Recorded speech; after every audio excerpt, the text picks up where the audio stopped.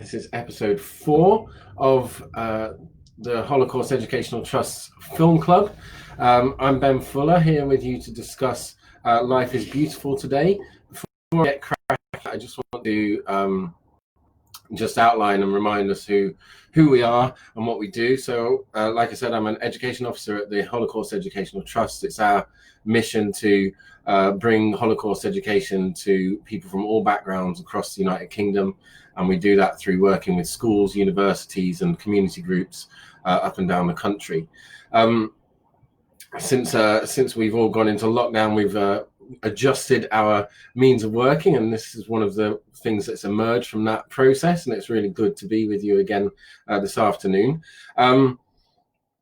As I said, we're going to look at the film Life is Beautiful this afternoon, and we kind of chose this partly because it's an opportunity to get people of all ages involved. A lot of the Holocaust films that we deal with kind of unsurprisingly are going to be for older audiences, but this film is I wouldn't say a children's film, but certainly a family-friendly film to watch. So hopefully that's been something that you've engaged with in the last couple of weeks. There's been a lot of comments on how much people have enjoyed the film, which is a good start. But there's certainly some discussion points to come across as well. And I can see that there's some questions that have come in on the Facebook, and they're coming in already. Do please add questions as you're watching. And we have a few from before in the last couple of weeks that people have posted online as well. So I'll try and address them. Just to start by giving a bit of an overview of where the film came from and who it's by. It was released in 1997. Feels like a long time ago now. And it won a great deal of awards, including Best Actor at the Oscars, which is a quite an impressive feat, I'd say, for a foreign film. It also won Best Foreign Film. And there were certainly people that believed it should have won Best Film that year. So it won a lot of awards at the Oscars. It won a lot of awards around the world, notably the Cannes Film Festival, the Jerusalem Film Festival, where it received a great deal of praise. I read earlier that at Cannes, when it won the award, there was a 20-minute standing ovation for its director and star, Roberto Benigni, who is an interesting character in himself, an Italian comic, pretty much clown. I don't think that, he kind of wears that as a badge of pride. And that kind of gives you a sense of where the film's coming from in terms of his attitude and his history and his art form. It's an interesting film because in some ways I would say there's a question mark as to whether we'd even call this a Holocaust film.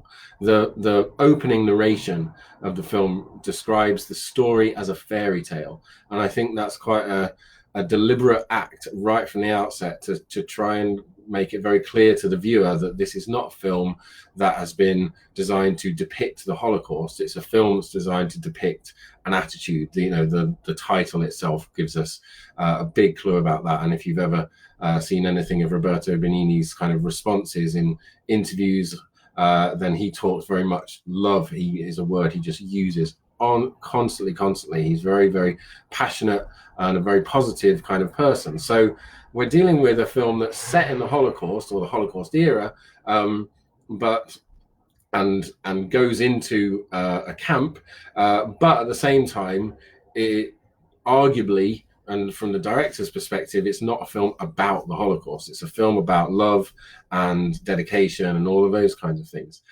So that's an interesting standpoint to come from.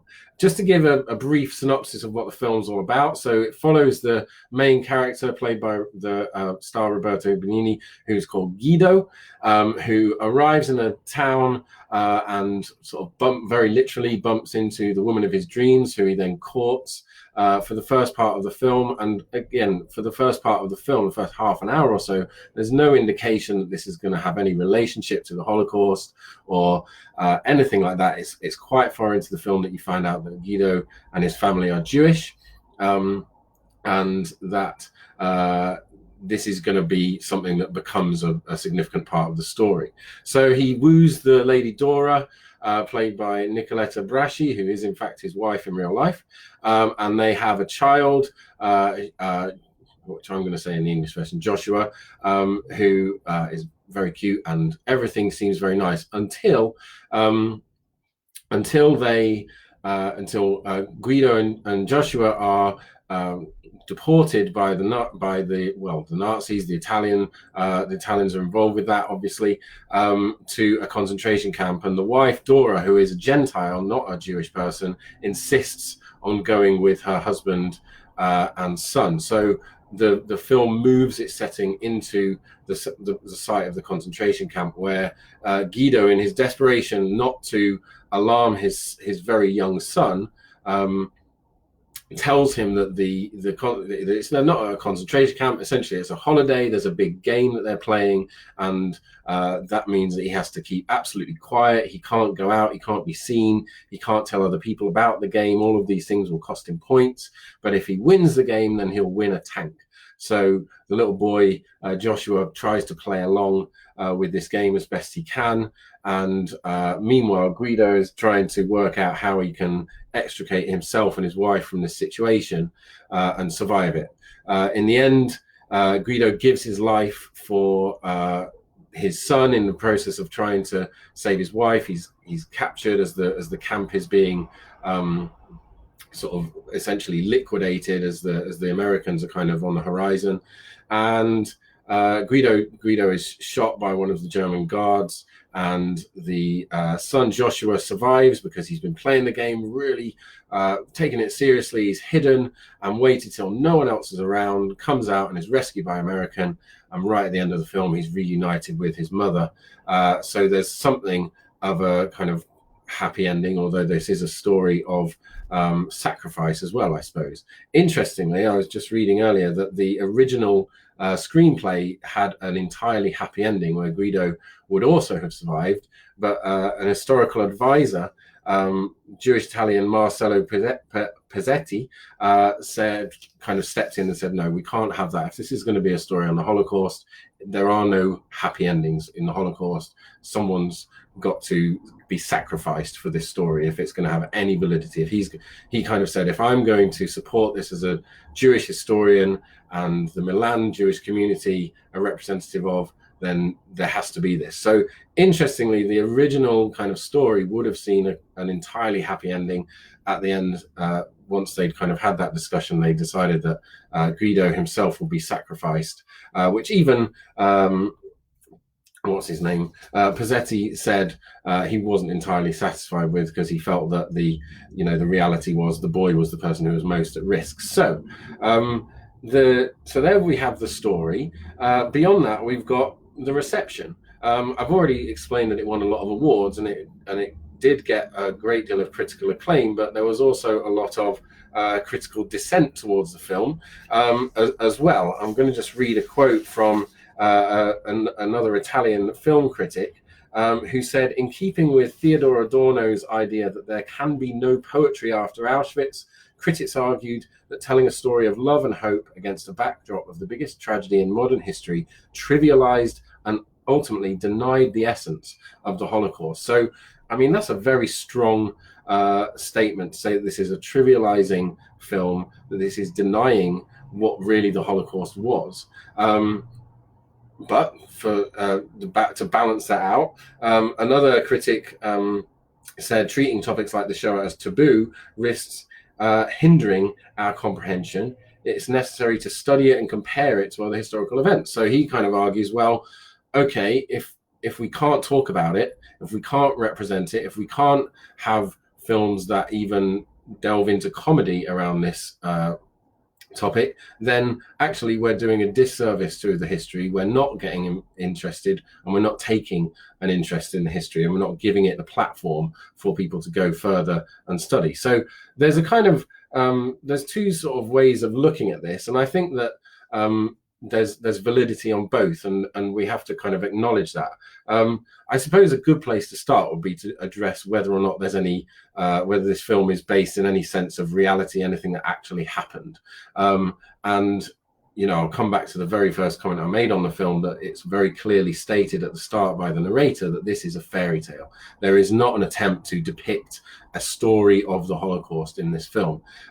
It is, I think, Roberto Benigni was inspired by a book that was written by a Holocaust survivor by the name of Rubino Romeos Salmoni, whose book was called "In the End, I Beat Hitler." And he said, the author of that book stated in later years, he said, "I came out of Auschwitz alive. I have a wonderful family. I celebrate my golden wedding anniversary. I have 12 splendid grandchildren. I think I can say I ruined Hitler's plan for me." And I really love that kind of comment, to hear a survivor kind of saying, well, do you know what?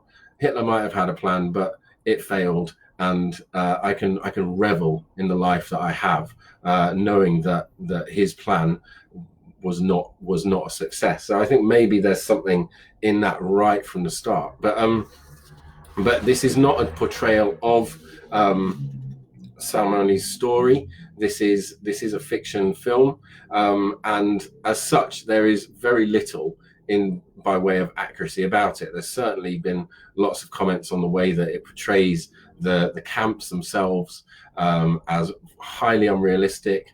I was looking at, there's a scene where Guido pretends to interpret the German officer who's reading the rules of how the camp works, and basically he doesn't speak German. He misinterprets it very deliberately to explain the rules of the game that he's created for his son, and clearly that is an entirely reckless and dangerous thing to do at the time. It would have put people in danger.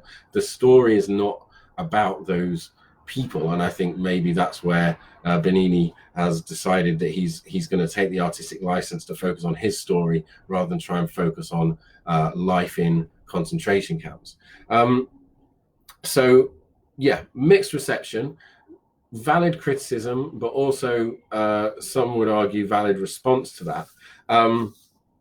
And in terms of his style as well, Benigni has a kind of almost a sort of Charlie Chaplin-esque kind of vibe about him, the way he kind of jumps around the screen, and the way he talks very quickly and skittles along. And it's even interesting that he was inspired by Charlie Chaplin in his comic acting, but also within the film, he references the 1940 Charlie Chaplin film, The Great Dictator, where he has the same number on his uniform that Chaplin wore in that film. So there's an interesting sort of referencing going on there to Chaplin, to sort of slapstick comedy, and that being a key part of it, as well as this sort of love story.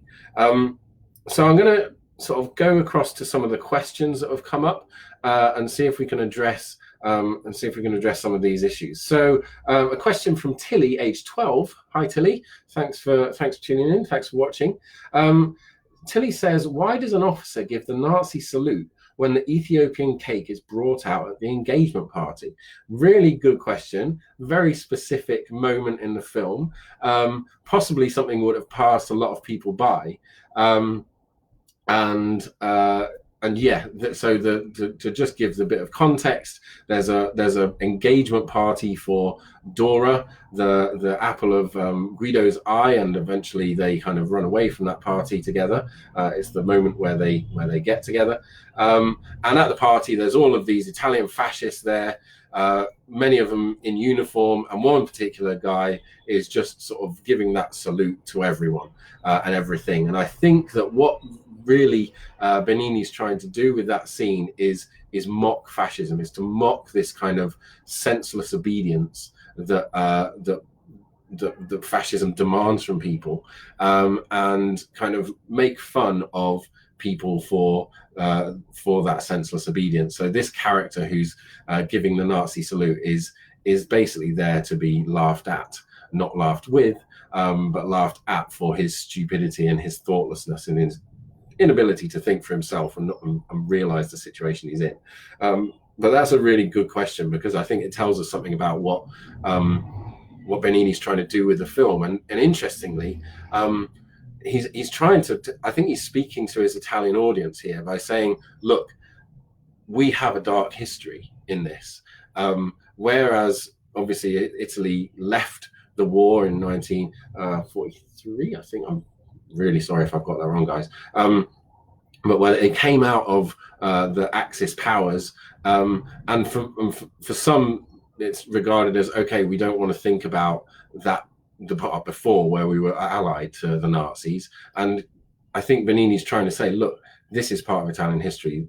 We were on the wrong side for a significant part of this era, and I want to make fun of that. I want to address that, and I want people to know about it. And his method of attacking that history is through humor. So I think that's why he's done it. And there's points throughout the film where this is the case, where he's mocking Italian fascism, but therefore alerting people to it. Another question comes in from Jess. Hi, Jess.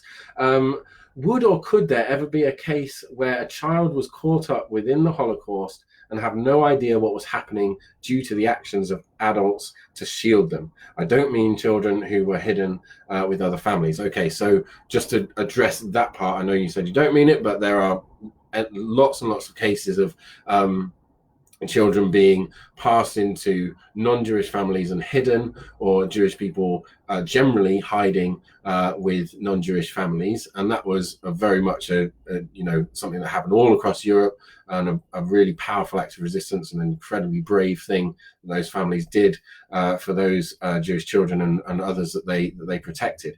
But to come back to your question, are there examples where a child would be in a camp and be unaware of what was happening around them? I haven't found one, is the short answer. We do have odd examples where there are children that are essentially kept alive in these situations, and I think it's interesting to say that, or important to say that in these cases, it's very, very rare that a child of that age, who would have, in the eyes of the Nazis, no material value, would be allowed to be kept alive. So in that sense, the premise of this whole part of the film is kind of rooted in a sort of false history. However, I did manage to find the story of Joseph Schleifstein, who survived Buchenwald as a very young child. His father held on to him and kept him in a bag as they went into the camp. Again, this is in contravention of the rules, where children would be sent with their mothers and then most likely murdered. The child was kept, and for a while he was hidden by his father and the other Jews around, but eventually the Nazis found out about him, and interestingly, in this case, they kind of took him on as some kind of mascot, which is quite a cruel situation to even imagine. But he states that he remembers saluting the Nazis, and he says, "I became the German mascot, and I would say all prisoners accounted for at the end of a roll call. I guess they didn't feel the need to kill me." So he also points out that his father was a harness and saddle maker, and so was a particularly useful person. So perhaps the Nazis felt that too, if they'd have killed the boy, then they would have lost the value of the father, who would no longer have been willing to work. So there's something in that perhaps, but the amount of cases that I've discovered of very young children surviving in a camp and being allowed to live are minuscule. So again, this kind of tells us that the film is not an attempt to represent the past. It is a fairy tale situated in this past. And I suppose, again, another criticism of the film is perhaps that he's chosen very carefully, well, the Holocaust is something that catches people's attention, so I'm going to situate my film in a Holocaust story, so that, as well as my sort of love, hope, and all of those kind of things, and the comedy, people are going to come to it because it's got to do with the Holocaust. And maybe that's a cynical view, but I think it's a view that some people have taken on what went on with this film.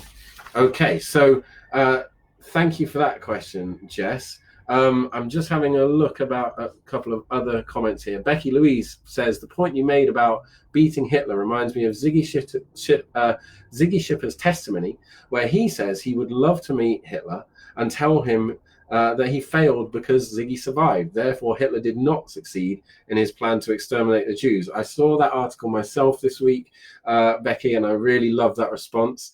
And you're right, it's very, very similar. That they kind of, rather than sort of having entirely kind of angry responses. That they want to kind of just go, well, I'm alive, so you failed, and this is, this makes this a story of kind of I guess some hope in there. Becky also asked the question: would you use this film to educate about the Holocaust? If so, how? And if not, why not? Well, that's a great question, Becky. Really important one as well, because as from the Holocaust Educational Trust, that's what we're all about. And the reality is, I can't see how I'm going to teach students about the Holocaust through this film. So it wouldn't be kind of top of my list of films to show if I want to teach about the Holocaust. But what I think is useful, and maybe for older classes, I think, despite the fact that it's a film kind of that can be aimed at a younger audience, I think that to use it educationally, you'd probably need a slightly more nuanced approach. You'd probably need to go into I would say, an older, a sixth form class, for example, where they can address the inaccuracies, try and get their heads around what the story is trying to tell them, and from there take a view about the picture as a whole. So recognizing that this is a film set in the Holocaust, but it's not really a film about the Holocaust, I think, is a kind of a key thing with this. So can it be used in an educational setting around the Holocaust?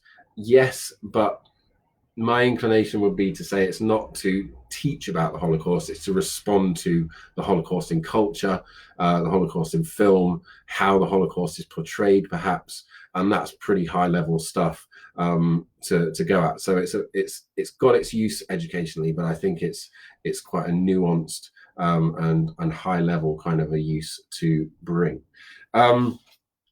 Alison Roberts said, "I love this film, but so sad," and I think that's a useful comment to kind of bring into this discussion, because whilst it is a comedy, it also really is a tragedy. Our main character dies at the end of the film. It's a sacrificial death, but it's a tragic death, and I do think that there's an important that's an important element of the broader story of the film, perhaps not a significant part of the Holocaust story of the film, because the reality of the Holocaust is that death was the more likely outcome rather than the less likely outcome, and the fact that of the family of three to survive is probably is not in keeping with the reality, especially like we said before, when we think about the children aspect. Okay, so here's another question that is: can the Holocaust ever be a setting for comedy? And I think this is a really interesting question that challenges a lot of people. And for me, I think the answer is it's not simple. I'm sorry. It's rarely a simple answer when it comes to these kinds of questions. And I think that it's about how it's done, where the comedy is, what the comedy is directed at, who's being made fun of in the jokes. And I think what Benigni gets pretty right in this film is that he in no way attempts to mock the Holocaust as an event. He clearly makes fun of Italian fascists and the Nazis. He clearly uses his sort of slapstick and physical humor right throughout the film, but he's not trying to make fun with the Holocaust. I think that the actions of the Holocaust that happen are that serious element of the film. Obviously, he's, again, there's a scene where he's kind of he's got lost walking through the camp, and he looks down an alley, and there he sees a pile of bodies, and it's very clearly a picture of a pile. It's not kind of that they didn't have the budget to make it look real. It's a deliberate act to I think make a statement that this is not trying to depict the Holocaust. This is not trying to teach about the Holocaust. This is not trying to do that. It's trying to it's set within this context, and I guess it's for the viewer to decide if they feel that is an acceptable thing or not. For me, I thought that it kind of sat on the right line of where comedy can fit in a film like this. But I certainly know that others would disagree and feel that really this film has got nothing to do with the Holocaust and slightly abuses the history of the Holocaust to get to sort of get its box office success, and people have every right to that opinion. I think just another review that I've been looking at in the last week or so states that Benigni isn't really making a comedy out of the Holocaust anyway. He's showing how Guido uses the only gift at his command to protect his son. If he had a gun, he would shoot at the fascists. If he had an army, he'd destroy them. He is a clown, and comedy is his weapon. And I think that's quite a powerful comment as well, to say that not only from him as the character, but him as the director, the writer, that what he's trying to do is use what he has as an act of, in the film, that's his resistance. And we've talked in other episodes of this, not least when we were looking at The Pianist and Defiance, that resistance doesn't necessarily have to mean fighting back. It doesn't have to mean armed resistance. Resistance can be resistance of the soul, resistance of maintaining humanity. And I suppose in that sense, that's what Guido does in the film, and perhaps that's what Roberto Benigni is trying to do with the film, to say that, okay, I can't fight back. I can't defeat these people single-handedly. Of course, if I had the gun, if I had the army, I would step up. But what I have is comedy, and that's how I can undermine the fascists, the Nazis, and what was being done. And I think that's quite a profound comment. I think that's worth certainly taking into consideration, even if you come out and decide, no, I'm not okay with that. It's he went too far. Like I say, my gut feeling is that he's kind of landed on the right side of where the comedy is in the film.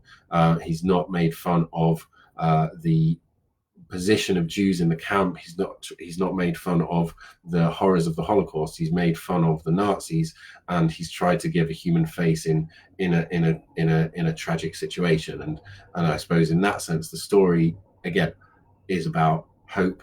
It's about humanity. It's about love. It's about sacrifice. And the setting of the Holocaust is kind of secondary to that. Okay, just having a look at a couple of other comments that are coming through. Adam Kinsley says, interesting perspective on how the film has a use on education, but only with great care. Thanks. Oh, you're welcome. How much box office success did he get with the film, which I loved, by the way, and need to see again? Yes, it is probably worth a second watch, I'd say. The box office success, to my knowledge, was strong enough to get him the Oscar.